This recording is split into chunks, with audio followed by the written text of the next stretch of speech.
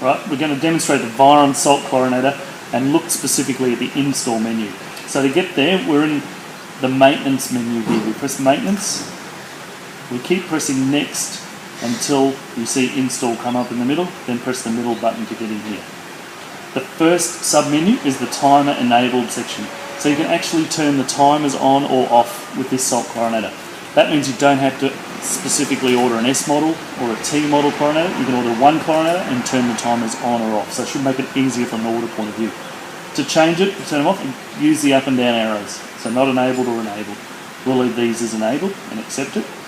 The next section is the FastCom section. This is if you're connecting up to a Viron Connect or a Viron pump.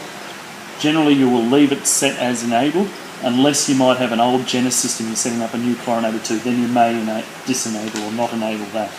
But we'll leave this one set as enabled. 3-speed pump, if you're setting it up with a Viron pump, you want to be able to change the speeds on the pump.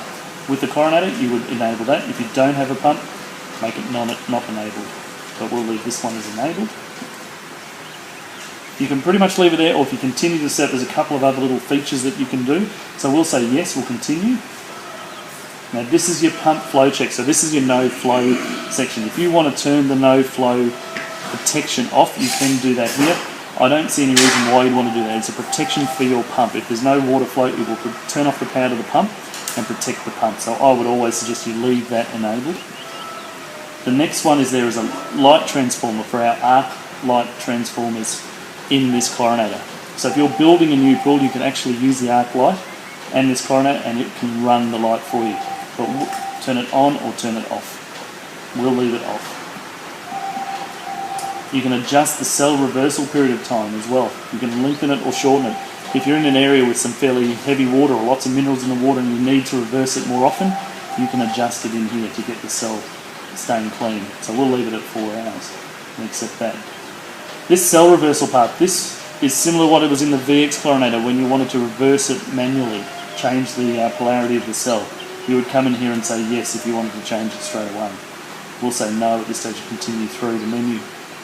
The pool water volume, you can actually set the size of the pool. I'd suggest you do this. It's a good little safety thing to make sure that it's set up properly for your pool. So 60,000 litres goes up and down in 1,000 litres at a time. Once you've got to the level you want, press accept. If you have a spa, you can put that in there as well and adjust the volume of the spa. If you don't have a spa, doesn't matter, just leave it set at 3,000 litres and accept it. That's the end of the menu. If you want to save it, you say no to reset the factory defaults and that will save everything that you've changed. And we're now back to the menu off menu.